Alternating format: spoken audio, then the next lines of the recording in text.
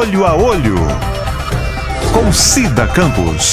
O programa Olho a Olho com Cida Campos desta semana recebe Dr. Ronaldo Guimarães, advogado. Nós vamos falar sobre testamento. Dr. Ronaldo, seja bem-vindo, meu querido. Ô Cida, obrigado, é uma satisfação novamente estar com você aqui no programa Olho a Olho. Sempre eu falo o seguinte, a herança ela tem dois pontos, né? Você tem o ponto de tristeza, de lamentação por conta da perda do ente querido. Mas ao mesmo tempo você tem o lado da felicidade, que você tem os herdeiros que vão adquirir a titularidade desse patrimônio deixado pelo falecido. Dr. Ronaldo, são tantas perguntas e o senhor já está mais do que apto, preparadíssimo, professor também nesta área. Então eu acho que as suas perguntas, queridos internautas, eu espero que nós possamos lhe ajudar da melhor maneira. E Dr. Ronaldo, como eu havia dito, é professor nesta área. Vamos lá, Dr. Ronaldo? Cida, é interessante a gente fazer alguns apontamentos aqui nesse bate-papo, porque nós temos que primeiro conceituarmos o que significa herança. Toda pessoa nasce com vida, ela adquire direitos e contrai obrigações a partir do momento do seu nascimento com vida. E durante todo o seu momento que a pessoa está viva, ela vai adquirir uma massa hereditária, um acervo hereditário, um patrimônio, bens. E esse patrimônio, ele não é finito. O que é finito é a pessoa. A vida da pessoa ela é finita, até porque todos nós morreremos um dia. Mas o patrimônio ele é infinito. Esse patrimônio, esse acervo hereditário, essa herança adquirida pelo titular em vida, ele se perpetua através de quê? Através da substituição patrimonial, através das sucessões, na qual os herdeiros se habilitarão a titularizar esse patrimônio. Então é interessante saber o que seria a herança. A herança é tudo aquilo que o titular, a pessoa, ele adquiriu em vida e que vai deixar como partilha para seus sucessores. Dr. Ronaldo, o senhor disse todo ser humano, a partir do momento que tem vida. Quando esse ser humano, quando a mulher está grávida, esse bebezinho que já está no ventre, já tem vida, então esse bebê também já tem direitos. Olha só, nós temos que fazer uma retificação nessa sua pergunta, por quê? O bebê, a mulher grávida, o bebê que ainda está em fase de gestação, ele ainda não nasceu com vida, ele tem uma expectativa de direitos. É diferente, quando o bebê nasce com vida e é confirmada a essência dessa vida, ele passa sim a ser titular de direito. Na barriga da mãe, ele apenas tem expectativa, porque nós não podemos precisar com certeza que essa criança nascerá com vida, pode nascer morto. Essa aferição é feita no momento do nascimento. Nasceu com vida, respirou, adquiriu personalidade dentro do ordenamento jurídico civil, passa a contrair direitos, simultaneamente obrigações. Dr. Ronaldo, testamento. Qualquer pessoa pode fazer um testamento? Olha só, Cida, testamento, primeiramente nós temos que entender o que significa o testamento. Testamento é um ato de disposição voluntária, ou seja, o titular do patrimônio, ele pode dispor do seu patrimônio, ressalvado algumas regras excepcionais que iremos falar mais adiante, ele pode dispor disso em vida, é uma antecipação de partilha em vida. Só que temos que fazer algumas observações. O testador, para ele ter a capacidade de testar, ele tem que ser titular do patrimônio, ele tem que ter a propriedade daquele patrimônio. Segundo, ele tem que ter a sanidade mental devidamente adequada, para que ele possa entender o procedimento sucessório que ele está antecipando. E terceiro, ele tem que guarnecer, em respeito ao que determina o Código Civil, o direito dos herdeiros necessários. Esse direito dos herdeiros necessários é importante por quê? Porque ele limita, esses direitos limitam a possibilidade do testador disponibilizar 100% do seu patrimônio. Pois bem, o João, ele fez um testamento, mas infelizmente ele veio a óbito. Mas ele não colocou, ele tinha 3 filhos, ele não colocou um dos filhos. Esse filho pode recorrer? Olha só, o testamento você pode, conforme eu falei, se tivermos herdeiros necessários, de acordo com o artigo 1845 do Código Civil, que lista o rol de herdeiros necessários, que são os descendentes, filhos, ascendentes, pais sobreviventes ou cônjuge. Se o testador não tiver uma dessas três figuras elencadas no artigo 1845, ele pode dispor 100% do seu patrimônio, através de testamento ou mesmo através de uma doação, que são atos gratuitos. Agora, se ele tiver, de alguma forma, filhos, pais sobreviventes ou cônjuge, ele tem que se limitar de acordo com a legítima, com o regramento chamado legítima, que é a garantia de metade do patrimônio do titular ser assegurado para os herdeiros necessários. Isso é previsão legal, isso não é uma vontade do testador. A lei é imperativa quando fala que há limites de disposições testamentárias, quando houvermos a existência de herdeiros necessários. Vamos dizer que esse filho não quis recorrer, mas esse filho é de um outro casamento. E também não convive com o pai, ou não convivia, o pai faleceu, mas não convivia. E ele não quer saber, não quer buscar, soube que o pai morreu, mas não quer saber se tem bens, se não tem bens. E aí, como que fica essa situação? Olha só, Cida, quando ocorre o evento morte, nós temos aí, de maneira abstrata, a transmissão sucessória.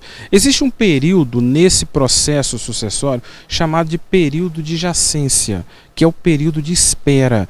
É uma espera para a habilitação dos possíveis herdeiros que são chamados a titularizar esse patrimônio, que encontra-se, é o que a gente fala no direito, acéfalo, sem cabeça, sem um administrador. Porque o titular provisório da herança veio a óbito, veio a falecer. Então alguém tem que titularizar esse patrimônio. Então abre-se o período inicial de jacência, que é o período de espera e chamado desses herdeiros para que eles possam aceitar e titularizar o patrimônio.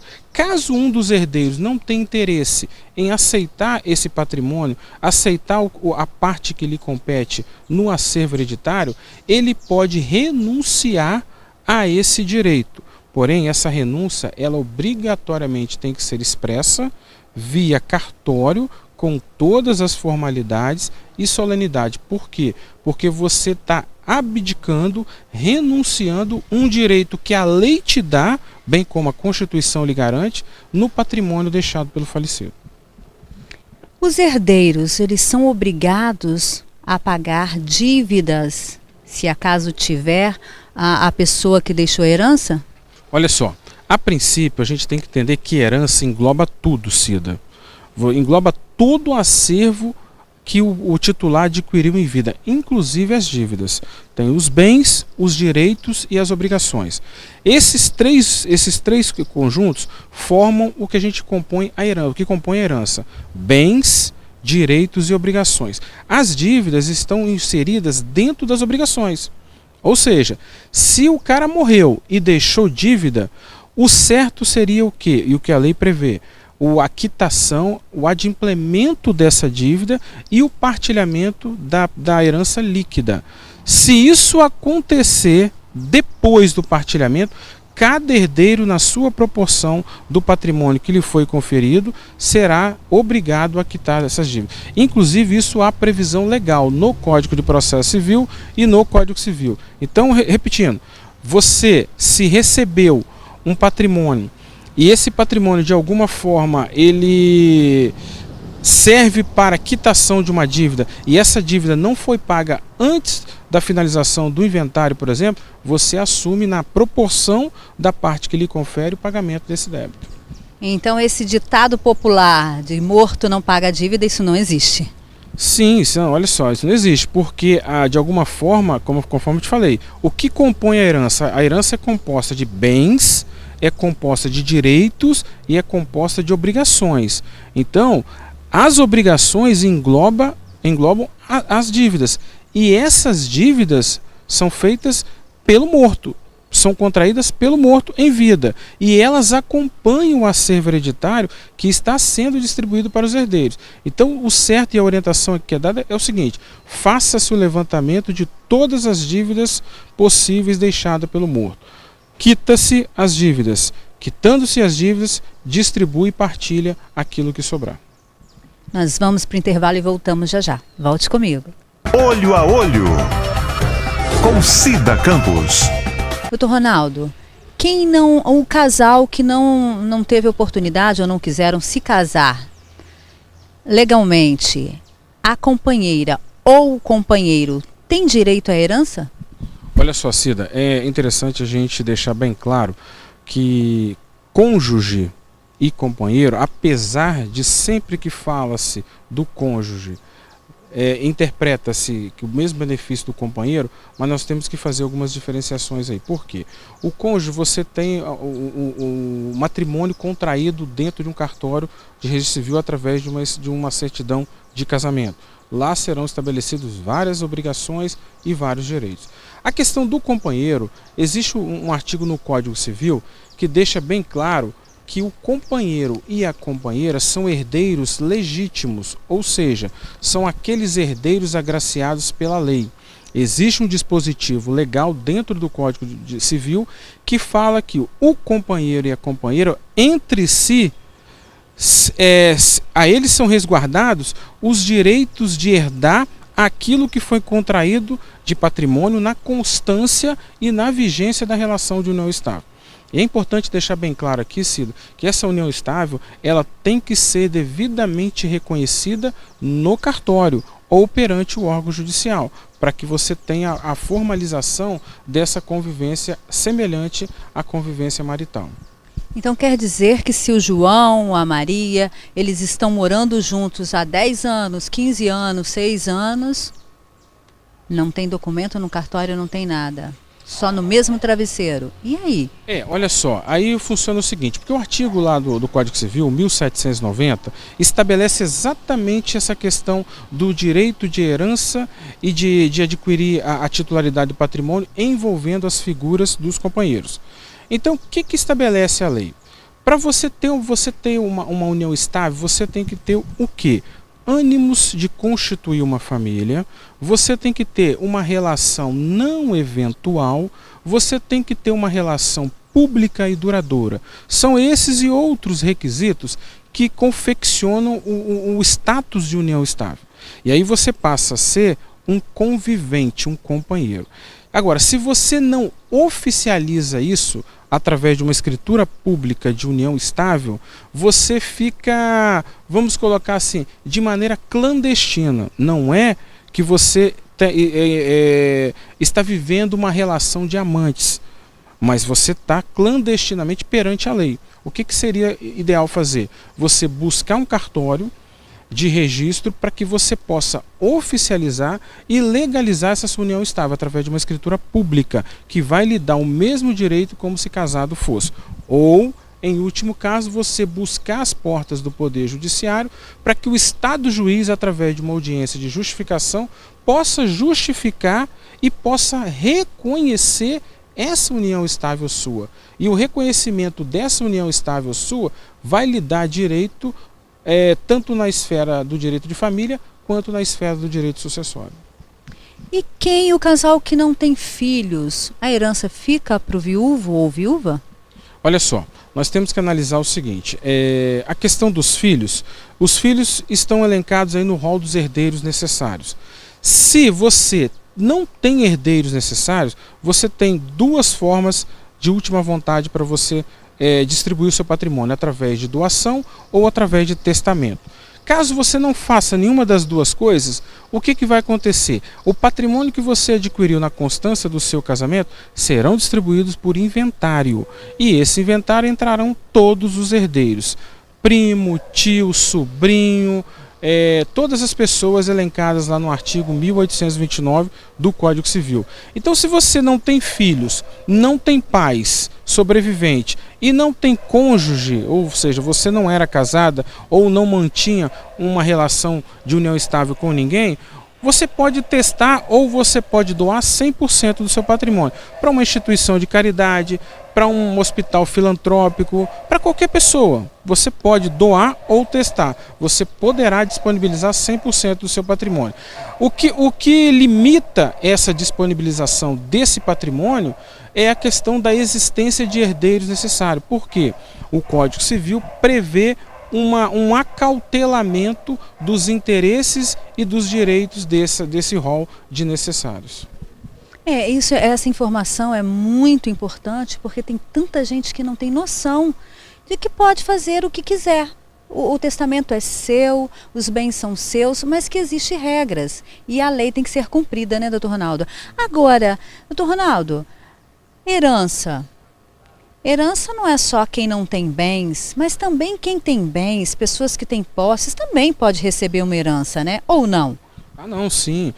Dentro do direito sucessório, Cida, é importante essa pergunta sua, até para esclarecimento.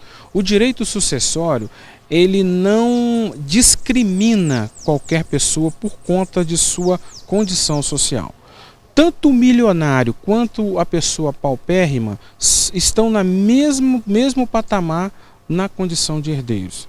O que pode ocorrer é aquela pessoa que tem uma condição mais afortunada renunciar ao seu direito. Isso é aquilo que eu falei anteriormente, é uma previsão legal. Agora, você falar que aquela pessoa que é mais afortunada, ela não tem condição de entrar no rol dos herdeiros necessários para receber uma herança, por exemplo, isso daí é inverídico, isso daí é falho. Por quê?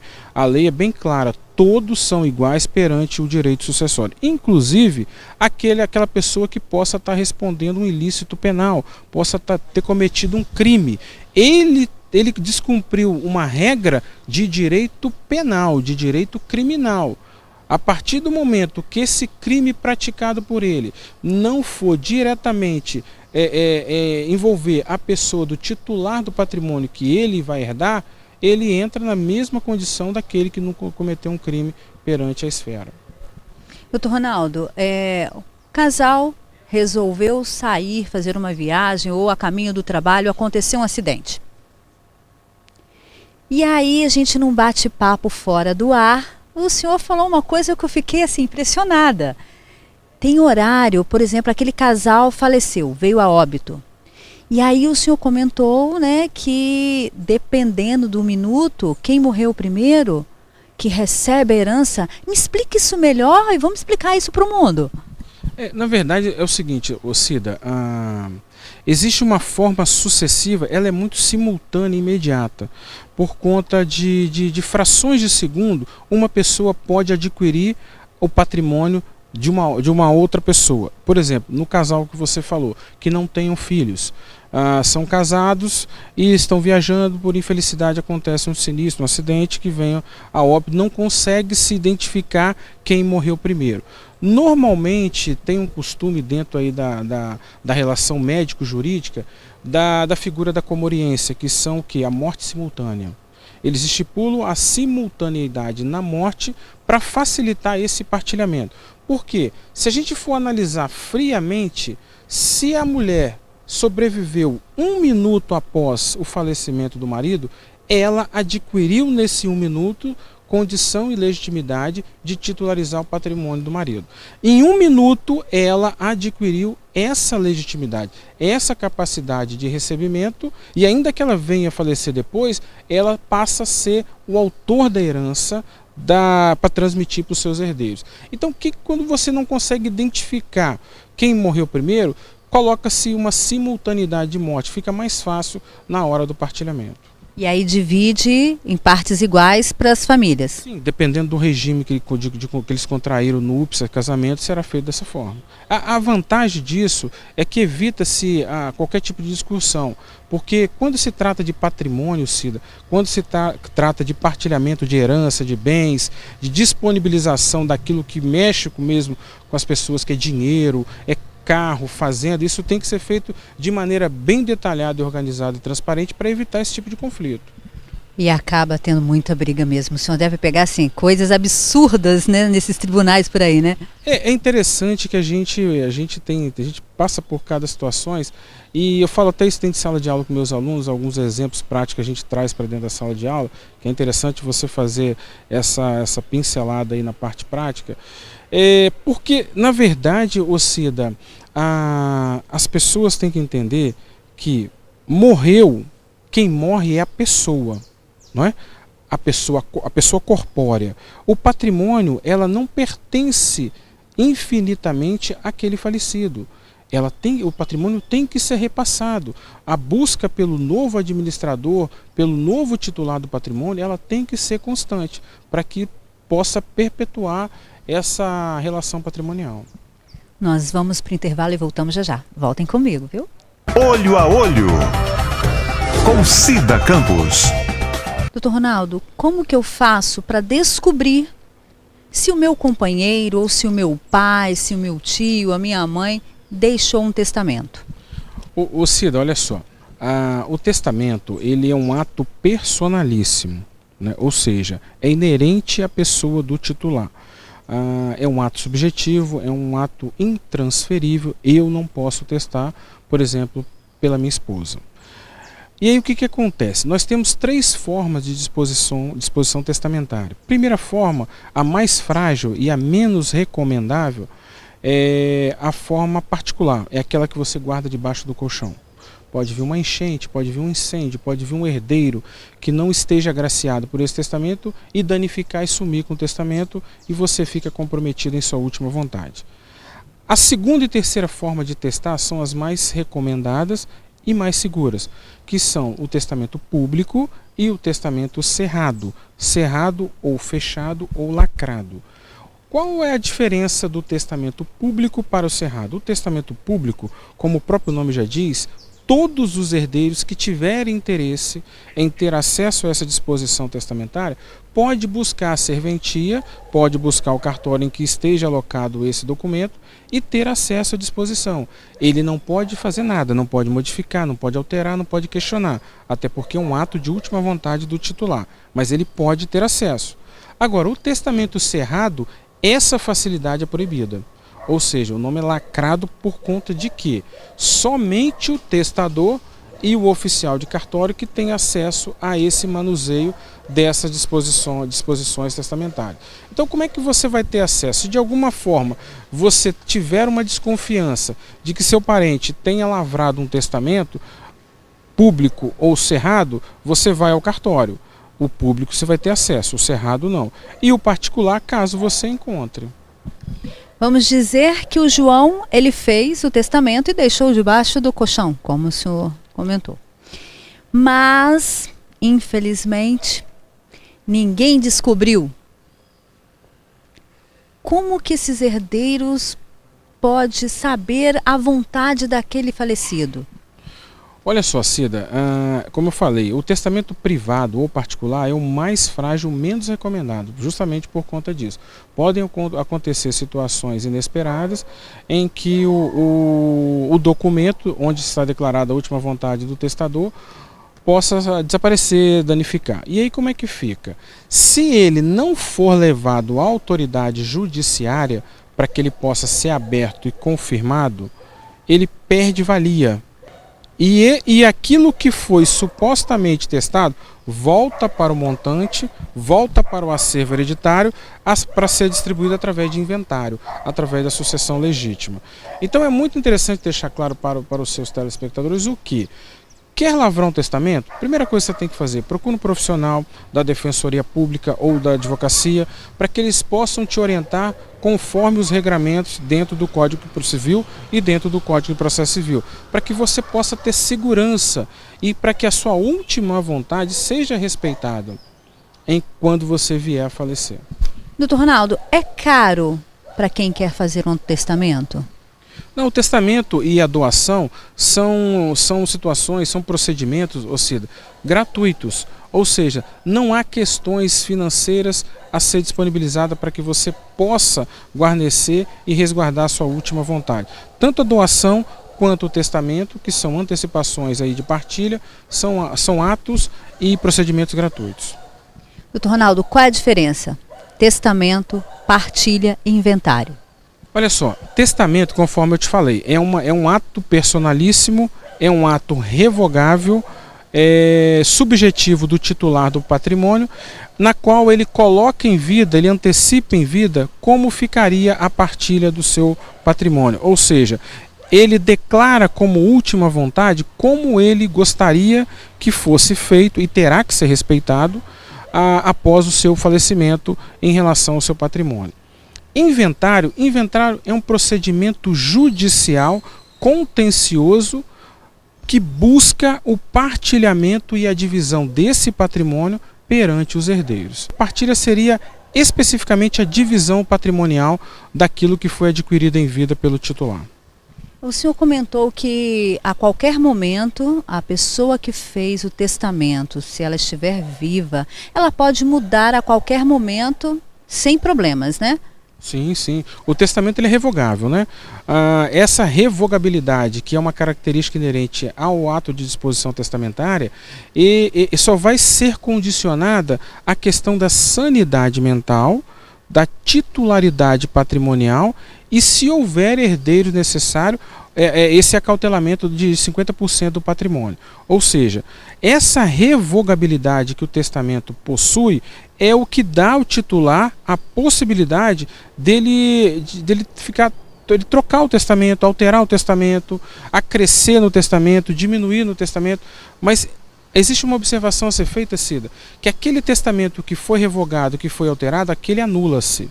Não fica se acumulando o testamento.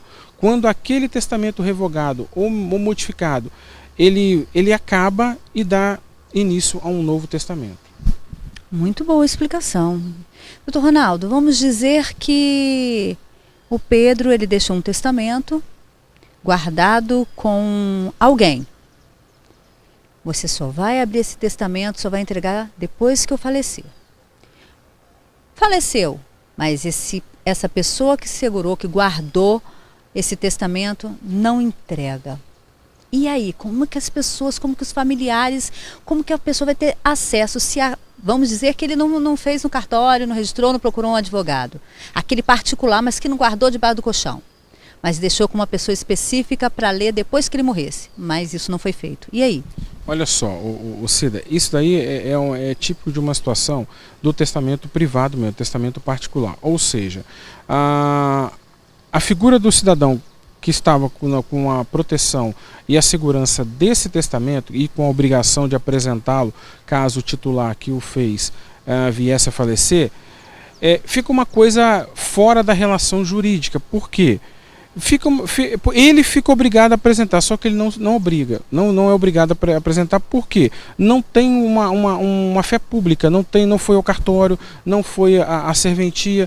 Então o que vai acontecer? Se um herdeiro souber disso, pode buscar sim a esfera judicial, mas isso tem que ser muito bem provado. Caso contrário, tudo aquilo que foi testado nesse testamento e que não foi apresentado, vai ser partilhado através de inventário. Então, mais uma vez, é muito importante que você procure uma pessoa séria, um advogado, um cartório, seja lá o que for, mas que procure fazer corretamente dentro da lei, né, doutor Ronaldo? Sim, hoje existe até a possibilidade de você fazer um inventário, Cida, extrajudicial. Se você não tiver menor, se você não tiver incapaz, você pode fazer isso em cartório mesmo. Entendeu? Respeitando essas regras que eu te falei anteriormente.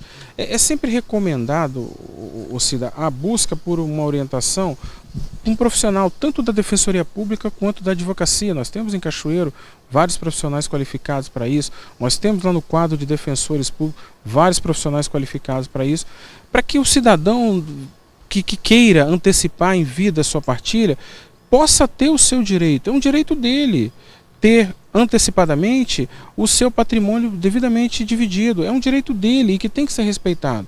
Porque o testamento, como se diz, é um ato de última vontade. Essa última vontade, Cida, é interessante deixar claro aqui, no testamento sobrepõe até a disposição legal. Porque o Estado juiz não pode revogar, em hipótese alguma, essa última vontade. a não ser se o testamento apresentar algum tipo de nulidade, vício, algum tipo de coação. Por quê? Para você dispor uma questão testamentária, você tem que estar de livre e espontânea vontade. Se você de alguma forma sofreu uma pressão, sofreu uma coação, e isso for demonstrado por qualquer um dos herdeiros perante o Poder Judiciário, esse testamento fica comprometido de validação. Eu posso deixar herança para um cachorro, para um gato, para um periquito? Olha só, Cida, isso daí é um pouco folclórico, porque, na verdade, a gente sempre pensa o seguinte: a gente está falando de disposição testamentária, existe um princípio chamado princípio da perpetuidade sucessória, na qual esse patrimônio é transmitido para um dos entes familiares, que são os herdeiros legítimos e que englobam aí os herdeiros necessários. Na verdade, o cachorro, o gato, o periquito, eles não têm capacidade civil, eles não têm condição de gerenciamento civil dentro do nosso ordenamento. Então isso é um pouco folclórico, porque qualquer um dos herdeiros que tiver o conhecimento desse tipo de situação pode vir a impugnar esse ato sucessório. Agora, se não tiver herdeiro nenhum, existe a questão da última base de recebimento do patrimônio, a fazenda pública, o Estado. Você sabia que o Estado pode ser o último destino do patrimônio de uma pessoa? Nós vamos falar sobre isso. Vamos para o intervalo e voltamos já já. Volte comigo. Olho a Olho, com Cida Campos. Cida, conforme eu estava te falando, existe na ordem escalonária sucessória, a base dessa ordem, o último estágio dessa ordem sucessória é a fazenda pública, é o Estado. Ou seja, se nesse período de jacência e consequentemente no período de vacância, esse patrimônio não for titularizado por ninguém, esse patrimônio não for administrado por um novo titular, o caminho desse patrimônio, por incrível que pareça, para muitas pessoas é até injusto, cai na mão do Estado, da fazenda pública. Por quê? Isso é previsto em lei, que a fazenda pública é o último estágio do destino desse patrimônio, porque o patrimônio não pode, conforme eu te falei, ficar acéfalo, sem um cabeça, sem um administrador, ainda que o administrador desse patrimônio seja o Estado. O Estado seja o último destino, caso não venha nenhum herdeiro apresentar-se perante a titularização desse patrimônio, o Estado passa a ser o destino final desse patrimônio. E aí, o que acontece com esses bens? O Estado faz o que com esses bens, ou dinheiro, imóvel, sei lá? Olha só, Cida, normalmente se faz uma apuração, um levantamento desse patrimônio, até porque é inesperado, né? Esse patrimônio recebido pelo Estado através de uma herança vacante, que herança vacante no período de vacância é uma herança vaga, que não foi titularizada por nenhum dos herdeiros. Não apareceu herdeiro nesse período de vacância. Então o Estado ele não contava com isso, isso não está dotado de lei orçamentária, não está dotado de previsão orçamentária. Ou seja, é um plus, é um extra.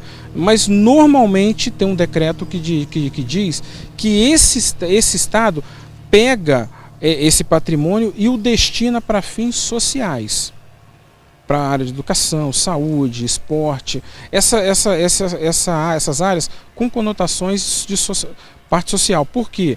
Porque a fiscalização tanto do Ministério Público quanto de possíveis instituições como a própria associações de menores carentes, eles fiscalizam isso, eles têm uma interação disso. Essas ONGs, eles ficam interagindo com esse caminhar desse patrimônio. E o Estado ele fica discriminado a ele a determinação e a destinação desse patrimônio para cunho social.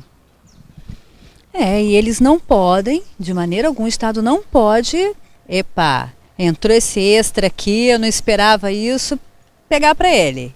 Ele não pode fazer isso. Digamos, o governador, o chefe... Na verdade, Cida, isso daí, a que a gente está falando aqui, é de maneira abstrata. Concretamente a gente não sabe, até porque, infelizmente, a gente passa por um momento na situação política do nosso país que a gente não pode precisar e afirmar que isso não vai acontecer. Então é complicado. A destinação é essa, com conotação, com finalidade social.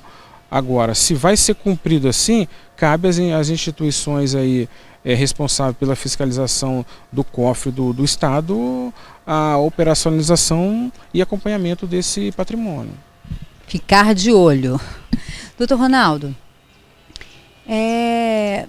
vamos dizer que o Carlos recebeu uma herança, mas ele não quer. Ah, mas já está no testamento, você está lá. Ah, eu não quero. Ele pode abrir mão, ele pode passar para outras pessoas? Cida, conforme eu te falei, existe a figura da renúncia da herança.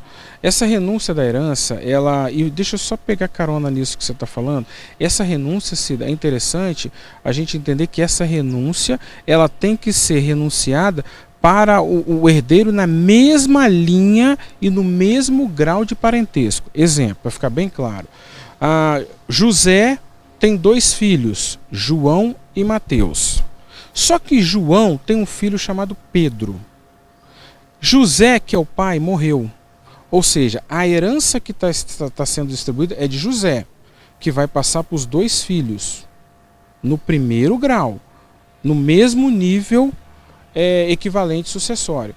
Só que um dos filhos de José tem um filho. Vamos supor que ele fala assim, espertamente ele use desse subterfúgio e fala assim, eu vou renunciar para o meu filho. Ele está errado. Ele tem que renunciar para o irmão dele, que está na mesma linha e no mesmo patamar de igualdade do que ele. Então o Carlos ele não pode abrir mão para filhos, para netos, para esposa, mas sim para os irmãos. Porque a lei determina que essa renúncia é um direito dele renunciar. Ele não quer, vai renunciar, porém ele vai renunciar dentro da mesma linha sucessória dele. Ele não pode renunciar visando benefício e privilégio para um filho, por exemplo. Vamos dizer que em vida, os pais estão vivos, os irmãos são vários irmãos, e os pais resolveram dar em vida os bens para cada um, mas um ficou de fora. Mas os bens é do pai e da mãe, eles podem dar para quem eles quiserem. Mas legalmente, isso pode trazer algum problema? Na verdade, Cida, olha só, pode ser feito, e é o recomendado, a questão da doação. Se não tiver qualquer tipo de conflito, pode ser feita uma doação, cada um pega aquilo que lhe foi doado e faça o registro, faça a escritura, faça o reconhecimento dessa escritura e passa a ser o legítimo proprietário titular do patrimônio. Agora, o pai não pode alijar, desconsiderar um filho. Todos são iguais perante o direito sucessório. Se ele desconsiderar um determinado filho, beneficiando outros, esse documento, qual seja testamento, inventário, doação, é passível de nulidade por conta dessa desconsideração. Para nós encerrarmos, rapidinho, pode deserdar alguém? Pai, mãe, avós? Isso pode acontecer? A figura da deserdação pode até acontecer sim, Cida, mas é um complexo, porque, é o que eu te falei, no próprio testamento há essa possibilidade da deserdação, mas isso daí gera uma polêmica enorme, porque para você deserdar, você tem que justificar essa sua condição, porque a herança, a condição de herdeiro, é uma garantia constitucional, é uma garantia fundamental prevista na própria Constituição Federal. Doutor Ronaldo, muito obrigado, uma aula espetacular. Eu que te agradeço a oportunidade. Eu acho que é importante esse trabalho que você faz com os profissionais aí de Cachoeiro, em diversas áreas, porque Cachoeiro precisa ter essas informações. E o recado que eu deixo para vocês aqui é que qualquer tipo de situação, busque a orientação. Nós temos uma defensoria pública qualificada, nós temos bons profissionais da advocacia em Cachoeiro, e é importante você ter acesso a essas informações. Independente da sua condição social, você precisa ser orientado devida e adequadamente para que você possa ter o seu patrimônio devidamente respeitado, devidamente partilhado e todo mundo sair satisfeito. É verdade. O programa Olho a Olho com Cida Campos desta semana fica por aqui. Até semana que vem. Tchau. Olho a Olho com Cida Campos.